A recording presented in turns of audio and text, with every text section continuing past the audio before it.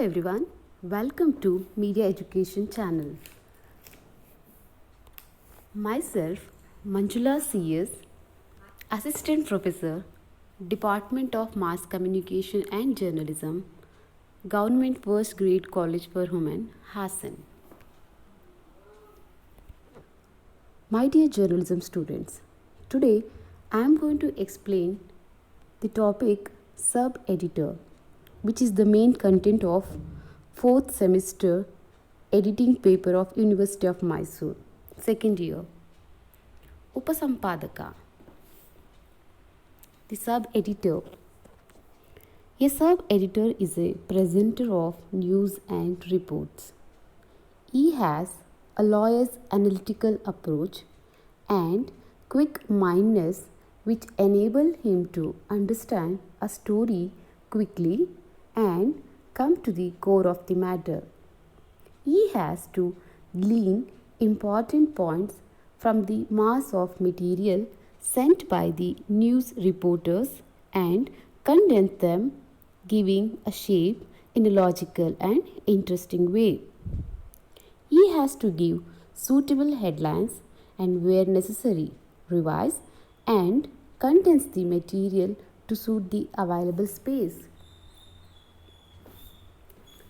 This is rather a difficult task which requires skill, flair for writing, and mastery over the language.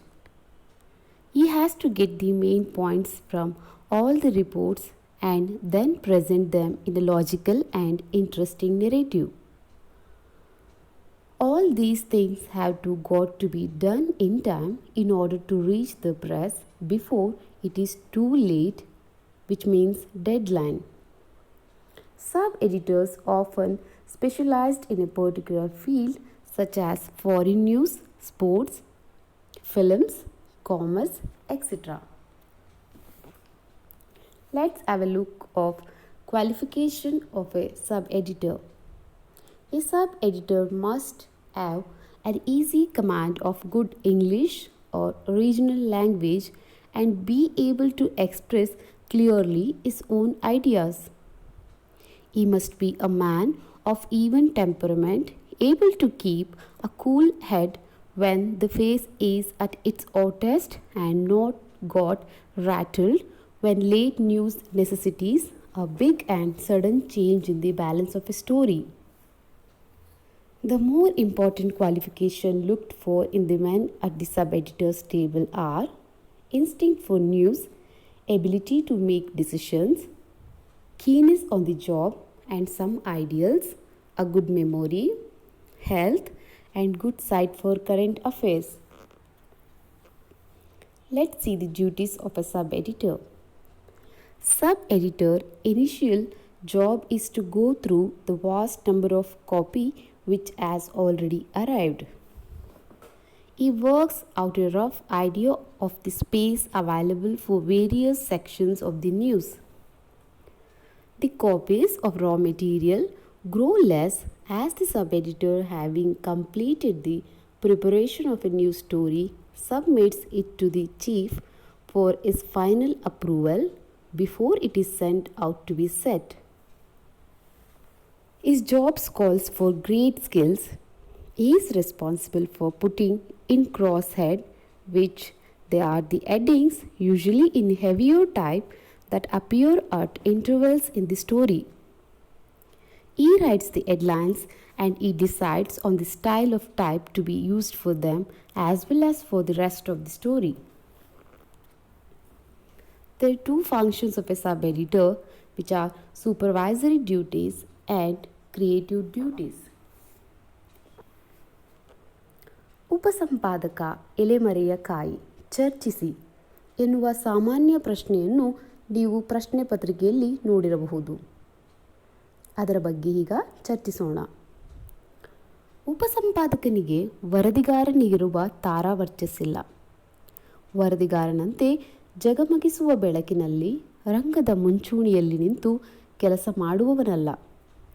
ರಂಗದ ಹಿನ್ನೆಲೆಯಲ್ಲಿ ನಿಂತು ಈತ ಪತ್ರಿಕೆಯ ವರ್ಚಸ್ಸಿನ ಪ್ರಭಾವಳಿ ಕಟ್ಟುವ ಕೆಲಸ. ಹೊರಗೆ ಸಭೆ ಸಮಾವೇಶಗಳಲ್ಲಿ ಭಾಗವಹಿಸಿ ಕೆಲಸ ಮಾಡುವ ವರದಿಗಾರ ಎಲ್ಲರಿಗೂ ಚಿರಪರಿಚಿತ. ಆದರೆ ಉಪಸಂಪಾದಕ ಕಚೇರಿಯೊಳಗೆ ಕುಳಿತು ವರದಿಗಾರ ತರುವ ಸುದ್ದಿಗಳನ್ನು ತಿದ್ದಿ ತೀಡಿ ಆಕರ್ಷಕ ಶೀರ್ಷಿಕೆ ನೀಡಿ ಅಂದವಾದ ಅರ್ಥಪೂರ್ಣ ಛಾಯಾಚಿತ್ರ ಜೋಡಿಸಿ ಪಟ ರಾರಾಜಿಸುವಂತೆ ಮಾಡುವ ಕಲೆಗಾರ. ಉಪಸಂಪಾದಕನ ದುಡಿಮೆ ಪರಿಶ್ರಮ ಹೊರ ಜಗತ್ತಿಗೆ ತಿಳಿಯುವ ಸಂಭವ ಕಡಿಮೆ. ಬ್ರಿಟನ್ನ ಖ್ಯಾತ ಪತ್ರಕರ್ತ ಲಾರ್ಡ್ ನಾರ್ತ್ಕ್ಲಿಫ್ ರವರ ಪ್ರಕಾರ ಉಪಸಂಪಾದಕ ಪತ್ರಿಕೆಯ ಸೃಷ್ಟಿಕರ್ತ, ವರದಿಗಾರರ ವರದಿಗೆ ರೂಪ ಕೊಡುವವ. ಪತ್ರಿಕೆಯ ಯಶಸ್ಸಿಗೆ ಉಪಸಂಪಾದಕರ ಪ್ರತಿಭೆ, ಪಾಂಡಿತ್ಯ, ಪರಿಶ್ರಮ ಮತ್ತು ಸೃಜನಶೀಲತೆಗಳ ಶ್ರೇಷ್ಠ ಕೊಡುಗೆ ಇದೆ. ಈತ ಪತ್ರಿಕೆಯ ವಿಶ್ವಾಸಾರ್ಹತೆಯ ರಕ್ಷಕ. ಉಪಸಂಪಾದಕ ಸೇನೆಯ ದಂಡನಾಯಕನಂತೆ, ಆದರೆ ನಾಯಕನಲ್ಲ. ಪತ್ರಿಕೆಯ ಹಿಂದೆ ಇದ್ದು ಓದುಗರ ವಿಶ್ವಾಸಾರ್ಹತೆಯನ್ನು ಪೋಷಿಸುವ ಆತ.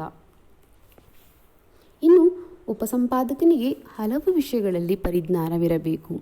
ಅವುಗಳೆಂದರೆ ರಾಜಕೀಯ, ಕ್ರೀಡೆ, ವಿಜ್ಞಾನ, ವಾಣಿಜ್ಯ, ತಂತ್ರಜ್ಞಾನ, ಉದ್ಯಮ, ಸಮಾಜಶಾಸ್ತ್ರ, ಸಾಹಿತ್ಯ, ಕಲೆ, ಸಿನಿಮಾ, ರಂಗಭೂಮಿ ಮುಂತಾದವು. ವರದಿಗಾರನ ತಪ್ಪು ತಿದ್ದುವುದು ಉಪಸಂಪಾದಕನ ಕರ್ತವ್ಯವೂ ಹೌದು. ಆತ ಅಗತ್ಯವಿದ್ದಲ್ಲಿ ಪೂರ್ತಿ ವರದಿಯನ್ನು ಪುನರ್ರಚಿಸಬೇಕಾಗುತ್ತದೆ. ವರದಿಗಳನ್ನು ಓದಿ ತಿದ್ದಲು ಸುದ್ದಿ ಮೌಲ್ಯ, ನಿಖರತೆ, ಪೂರ್ಣತೆ, ಭಾಷಾಜ್ಞಾನ, ವಿಷಯಜ್ಞಾನ, ವಿವೇಕ, ವಿವೇಚನೆ ಅವಶ್ಯಕ. ಸಮಯಜ್ಞಾನದ ಅರಿವಿರಬೇಕು. ವರದಿಯ ಟೀಕೆ ಟಿಪ್ಪಣಿಗಳಿಗೆ ಕತ್ತರಿ ಪ್ರಯೋಗ ಮಾಡಿ ಸುದ್ದಿಯನ್ನು ಹೊರತೆಗೆಯಬೇಕು. ಒಮ್ಮೆ ಸುದ್ದಿ ಅಪೂರ್ಣವಾಗಿದ್ದಲ್ಲಿ ವರದಿಗಾರರಿಗೆ ಹಿಂದಿರುಗಿಸಬೇಕು.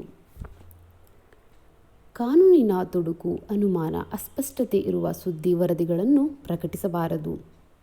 ಸುದ್ದಿ ಪರಿಪೂರ್ಣತೆಯ 5W1H ಸುದ್ದಿ ಏನು, ಎಲ್ಲಿ, ಯಾವಾಗ, ಯಾರು, ಹೇಗೆ ಅಂಶಗಳ ಬಗ್ಗೆ ನಿಗಾ ವಹಿಸಬೇಕು.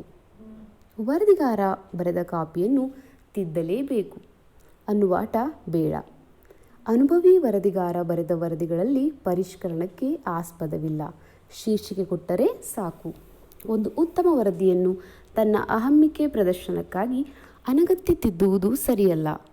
ಅಪರಾಧ, ಅಕೃತ್ಯಗಳ ಸುದ್ದಿಯನ್ನು ವೈಭವೀಕರಿಸಬಾರದು. ಇನ್ನು ಬೆಳಗಿನ ಪಾಳಿಯ ಉಪಸಂಪಾದಕನ ಮುಖ್ಯ ಕೆಲಸವನ್ನು ನೋಡೋಣ. ಮರುದಿನದ ಪೋಲಿಯೋ ಬರೆಯುವುದು. ಪೋಲಿಯೋ ಎಂದರೆ ಮೊದಲ ಪುಟದಲ್ಲಿ ನಾಮಫಲಕದೊಂದಿಗೆ ಅಚ್ಚಾಗುವ ಸಂಪುಟ ಸಂಖ್ಯೆ, ಸಂಚಿಕೆ ಸಂಖ್ಯೆ, ಪುಟಗಳ ಸಂಖ್ಯೆ, ಬೆಲೆ ಇತ್ಯಾದಿಯನ್ನು ಬರೆಯಬೇಕು. ಸ್ಥಳೀಯ ಸುದ್ದಿಗಳ ಪರಿಷ್ಕರಣೆ, ವಿದೇಶಿ ಸುದ್ದಿಗಳ ಭಾಷಾಂತರ ಮಾಡುವುದು ಈತನ ಮುಖ್ಯ ಕರ್ತವ್ಯ. ಇನ್ನು ಮಧ್ಯಾಹ್ನದ ಪಾಳಿಯ ಉಪಸಂಪಾದಕನ ಕರ್ತವ್ಯವೇನು? ಸ್ಥಳೀಯ ಹಾಗೂ ಗ್ರಾಮಾಂತರ ಸುದ್ದಿಗಳ ಪರಿಷ್ಕರಣೆ ಮಾಡುವುದು, ದೇಶ ವಿದೇಶಿ ಸುದ್ದಿಗಳ ಭಾಷಾಂತರ ಹಾಗೂ ಪುಟ ನಿರ್ಮಾಣದ ಕಾರ್ಯ. ಇನ್ನು ಕೊನೆಗೆ ರಾತ್ರಿ ಪಾಳಿಯ ಉಪಸಂಪಾದಕನ ಪ್ರಮುಖ ಕರ್ತವ್ಯವೆಂದರೆ ರಾತ್ರಿ 9 ನಂತರ ಸುದ್ದಿಗಳ ಪರಿಷ್ಕರಣೆ, ಭಾಷಾಂತರ ಮತ್ತು ಪುಟ ನಿರ್ಮಾಣದ ಕೆಲಸ. ಪ್ರೀತಿಯ ಪತ್ರಿಕೋದ್ಯಮದ ವಿದ್ಯಾರ್ಥಿಗಳೇ, ಈ 5ನೇ ವಿಡಿಯೋದಲ್ಲಿ ನಾನು ಉಪಸಂಪಾದಕನ ಕರ್ತವ್ಯಗಳು, ಆತನ ಕೆಲಸ ವೈಖರಿಯ ಬಗ್ಗೆ ಒಂದಷ್ಟು ಚರ್ಚಿಸಿದ್ದೇನೆ. ತಮಗೆ ಯಾವುದೇ ಸಂದೇಹವಿದ್ದಲ್ಲಿ ಈ ಕೆಳಗಿನ ಮೇಲ್ ಐಡಿಯನ್ನು ತಾವು ಸಂಪರ್ಕಿಸಬಹುದು. ಧನ್ಯವಾದ.